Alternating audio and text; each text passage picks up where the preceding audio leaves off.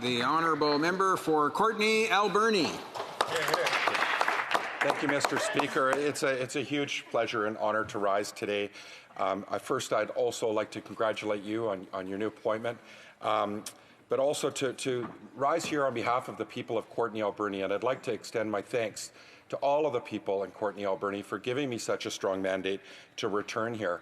Mr. Speaker, notably, I'd like to point out my thanks especially to the Nuu-Chulnauth leadership, the Hawia, which is the hereditary chiefs of the Nuu-Chulnauth, who bestowed a name to me this fall called Suksi, which is the Speaker of the hereditary chiefs of the 14 Nuu-Chulnauth nations. I'm deeply humbled and honoured to bring their voice and deliver their voice here in the House of Commons. Mr. Speaker, I'd also like to, Madam Speaker now, I'd like to also honour my family, because we don't get here without our family, and most notably, we lost my grandma of 94 years old just last month, and she was the daughter of the late Chief Solomon Mallet from Fisher River, and she was the last Cree speaker in our family. And so, Madam Speaker, I pledge to her and to all of my family to be fighting for Indigenous languages, to ensure that we don't lose Native speakers like my grandma, Mabel Lazar, and lose their language, so that we do everything we can to support Indigenous languages. In terms of why we're here today, Madam Speaker, to talk about the speech from the throne, we're hearing from everyday Canadians that need help right now, Madam Speaker. And if this is all the Liberals are willing to offer in this throne speech, it's just simply not good enough for the people that we're seeing in our communities. The Liberals had a real chance in this throne speech to make a commitment to actually help Canadians deal with the challenges that they face right now. Instead, they completely ignored the message that they heard from Canadians during the election. And these are broken promises, again, Madam Speaker, early going. We can't have these pretty words without concrete actions, and Canadians expect more. Almost half of the Canadians in every part of this country are $200 away from not being able to pay their bills. And we're seeing the effects and the urgency of the climate crisis all around us. Young people are taking to the streets. They're worried about their future, including in Courtenay. Just last week, where Youth Environmental Action, we're in downtown Courtenay, calling for the government to take urgent action. Instead, what we got in the government's platform was a date of 2050. And we needed, what they were expecting and what we were all hoping is we'd see the sense of urgency, what's been recommended by the IPCC in terms of reducing emissions by 45% by 2030. We didn't hear anything around that, Madam Speaker. So instead of working with us to help make Canadians' lives better, the Liberals offered more empty words and no indication of any real action. We hear them talk about their pharmacare plan, but really there's no language about any pharmacare plan that's being universal, comprehensive, or public. There's no funding amount and no timeline. And, I hear from people in my riding. I heard from a young mother who has a child with cystic fibrosis and simply can't afford the medicine. When children can't afford to get the medicine they need, Madam Speaker, in a country as wealthy as Canada, we are failing miserably. In terms of the environment, we know the Liberals have given billions of dollars in fossil fuel subsidies instead of investing in renewable energy and job creation. And again, there's nothing on stronger emissions around 2030 and nothing to confront the urgency of the problem that's facing us right now. Instead, they're continuing to give massive subsidies to oil and gas industries. They failed to work with us to make sure that the ultra-rich pay a little more. And instead of throwing away and writing off billions in instead they continue to write off billions in corporate debt that's owed to Canadians. The Liberals could have worked with us to stop profiting off Canadians who struggle continually to pay off their own debts. And in terms of reconciliation, Madam Speaker, they continue to cite that their most important relationship is with Indigenous people. The Liberals are refusing to stop dragging Indigenous children to court. They refuse to commit to dropping the appeal against fairness for Indigenous children. And they're also failing to refuse to fix the problem with the child welfare system. And just in my riding, Madam Speaker, you've heard me in this House talk about the government spending $19 million on just lawyers alone to fight the Nuu-Chulnauth on their right to catch and sell fish, which they won twice in the Supreme Court of Canada. But the government, instead of choosing to honour the courts, they continue to fight them and spend taxpayers' money. The Nuu-Chulnauth want to share. They want to walk together. They want to be out on the water fishing where they belong.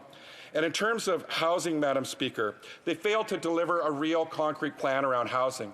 We need 500,000 housing units right now to make up for the last 25 years.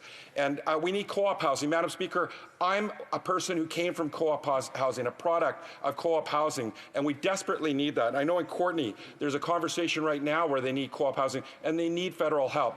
The government made a promise to end veterans' homelessness. Nothing in here around ending veterans' homelessness. And of course, we know a lot of Indigenous people are living in terrible housing conditions, Madam Speaker.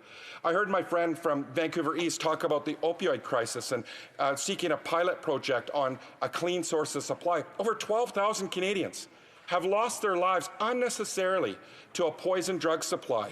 We also need therapeutic recovery communities like they have in Italy and in Portugal, where they've been able to reduce the amount of overdose deaths, Madam Speaker. We're here in Canada, and especially in British Columbia, where we're 79 times we're likely to die of an overdose in British Columbia. 7 times means we got it wrong. 79 times means who's accountable, Madam Speaker, and we need to take urgent action. But Madam Speaker, right now I have to highlight the biggest thing that I see from the West Coast missing in this speech from the throne. There's no mention of the salmon emergency, Madam Speaker. None. We had a member from West Vancouver, Sunshine Coast yesterday, talk for 20 minutes and not mention the salmon emergency taking place. Madam Speaker, I had the privilege today to sit down with the new Minister of the Department of Fisheries and Oceans to call on her to take action. This is as big as what would be a forest fire taking place in northern Alberta or flooding in eastern Canada. This is an over $1 billion economy in British Columbia. And it's not just our economy, it's our food security, it's our culture, it's our way of life, and everything is interconnected in our ecosystem, Madam Speaker.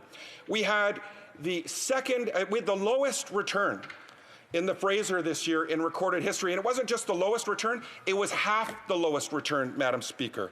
In the Skeena, we had record lows. The Alouette River, they were expecting 60,000 chum. 450 chum came back, Madam Speaker. We had the Big Bar slide, and now we're hearing most of the fish didn't even make it.